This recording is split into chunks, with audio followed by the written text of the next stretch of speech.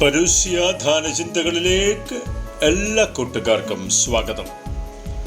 കഴിഞ്ഞ ദിനങ്ങളിൽ നാം പരിശുദ്ധ കുർബാനയെക്കുറിച്ച്, ദിവ്യകാരുണ്യത്തെക്കുറിച്ച്, പരിശുദ്ധ ദിവ്യബലിയെക്കുറിച്ച് ധ്യാനിക്കുകയാണല്ലോ.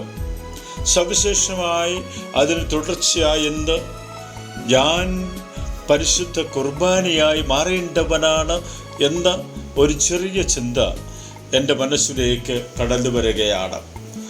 പരിശുദ്ധ കുർബാന സ്വീകരിക്കുന്ന എൻ്റെ മനോഭാവം, എൻ്റെ മനസ്സിൽ എന്തായിരിക്കണം?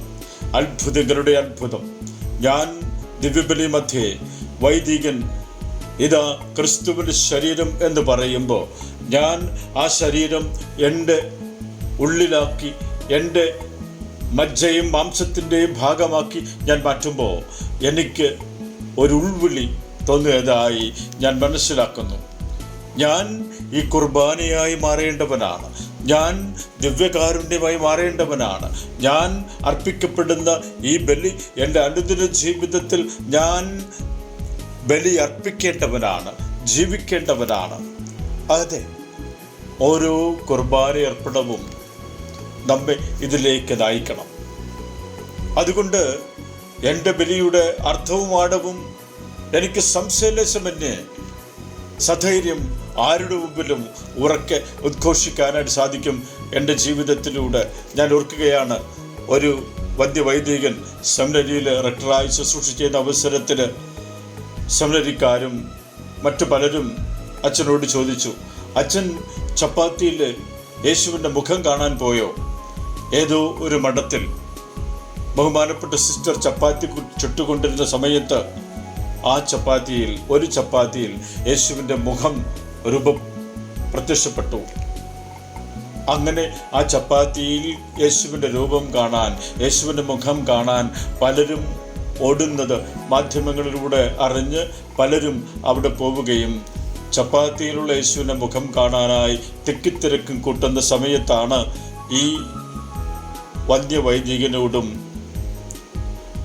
പലരും വന്ന് ചോദിച്ച ഈ ചോദ്യം, അച്ഛൻ ചപ്പാത്തിയിൽ ഈശോയെ കാണാൻ പോയോ എന്ന്. പെടുന്നതിന് തന്നെ അച്ഛൻ ഉത്തരം പറഞ്ഞു, അനുദിനം ബലിമധ്യേ എൻ്റെ കരങ്ങളിൽ വരുന്ന ഓസ്റ്റിയിൽ, എൻ്റെ കരങ്ങളിൽ വരുന്ന വീഞ്ഞിൽ ആ രൂപാന്തരീകരണം സംഭവിക്കുന്ന അതോടുകൂടെ എൻ്റെ കയ്യിലിരിക്കുന്ന ഈ തിരുവോസ്തിയിൽ, എൻ്റെ കയ്യിലിരിക്കുന്ന ഈ തിരുരക്തത്തിൽ യേശുവിൻ്റെ മുഖം കാണാൻ എനിക്ക് കഴിയുന്നില്ലെങ്കിൽ എനിക്ക് വേറൊരിടത്തും പോയി യേശുവിൻ്റെ മുഖം കാണേണ്ട ആവശ്യമില്ല. ആ വൈദികൻ പറയാതെ പറഞ്ഞത് ഈ യാഥാർത്ഥ്യം തന്നെയാണ്. എൻ്റെ കരങ്ങളിൽ വരുന്ന ഈ യേശുവിനെ എൻ്റെ ജീവൻ്റെ ഭാഗമാക്കി മാറ്റുവാൻ സാധിക്കുന്നില്ലെങ്കിൽ പിന്നെ ഞാൻ ഈ ബലി അർപ്പിച്ചിട്ടോ, ഞാൻ ഈ ദിവ്യകാരുണ്യം സ്വീകരിച്ചിട്ടോ, ദിവ്യകാരുണ്യം ക്രിസ്തുവിൻ്റെ ശരീരമെന്ന് പറഞ്ഞ് മക്കൾക്ക് കൊടുത്തിട്ടോ ഒരു ഉപയോഗവുമില്ല. എൻ്റെ വിശ്വാസത്തിൻ്റെ ഉച്ചിമുറവയുമായ ജീവൻ്റെ ഭാഗമായി എൻ്റെ ദിവ്യകാരുണ്യത്തെ പരിശുദ്ധ കുർബാനയെ ഞാൻ മാറ്റുമ്പോൾ ഞാൻ ദിവ്യകാരുണ്യമായി മാറണം, ഞാൻ പരിശുദ്ധ കുർബാനയായി മാറണം.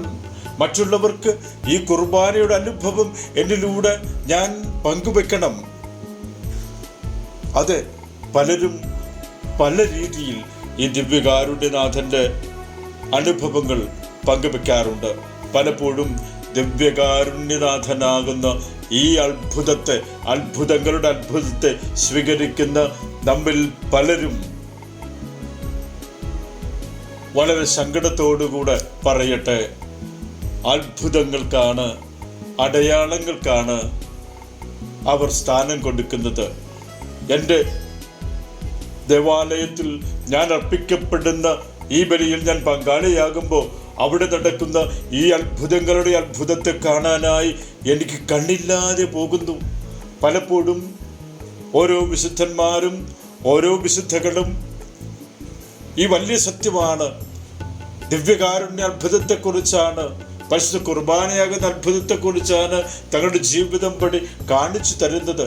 പക്ഷെ മധ്യസ്ഥ കേന്ദ്രത്തിലോടി എടുക്കുന്ന ജനങ്ങൾ, നൊവേന പ്രാർത്ഥിക്കുവാൻ ഓടിയെടുക്കുന്ന ജനങ്ങൾ, അവരെല്ലാം ഈ മധ്യസ്ഥന്മാരായി നൽകിയിരിക്കുന്ന ഈ വിശുദ്ധർ നൽകുന്ന സത്ത മറന്നു പോയിക്കൊണ്ട് മധ്യസ്ഥന്റെ അടുത്ത് വന്ന് കാര്യങ്ങൾ നിവൃത്തിയാകാൻ വേണ്ടി വച്ചു വിളിക്കുന്ന ഒരു തരത്തിലേക്ക് അതപ്പതിച്ചു പോകുന്നില്ലേ നമ്മുടെ വിശ്വാസം? പഴയ പൂർവികര് പറഞ്ഞു കേട്ടിട്ടുണ്ട്, വരുന്നത് പോലെ വരട്ടെ, എനിക്ക് അല്ലെങ്കിൽ നമുക്ക് ഒന്ന് ആശിക്കാനല്ലേ പറ്റൂ. അവർ പറയാതെ പറയുന്ന വലിയ യാഥാർത്ഥ്യം. അവർ ബുദ്ധിയില്ലാത്തവരായിരിക്കാം, അല്ലെങ്കിൽ പഠിച്ചിട്ടില്ലാത്തവരായിരിക്കാം. ആ വാക്കുകളിൽ തന്നെ നിറയുന്നത് ദൈവത്തിൻ്റെ മുമ്പിൽ ഞങ്ങളൊന്നുമല്ല, ഞങ്ങൾ ആരുമല്ല, ദൈവം എന്നെ ഏൽപ്പിച്ച ഡ്യൂട്ടി തന്മയത്തോട് നിർവഹിക്കുക മാത്രമാണ് എൻ്റെ കടമ എന്ന ദൗത്യത്തിലേക്ക് അവർ തങ്ങളെ തന്നെ സമർപ്പിച്ചിരിക്കുന്നതിൻ്റെ വലിയ അടയാളം തന്നെയല്ലേ അത്? ഈ വലിയ രഹസ്യം നമ്മുടെ ജീവിതത്തിൽ അന്വർത്ഥമാക്കുവാൻ ഈ പരൂസ്യയുടെ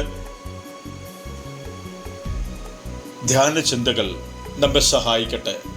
ഞാൻ കുർബാനയാകേണ്ടവനാണ്, ഞാൻ കുർബാനയേകേണ്ടവനാണ്.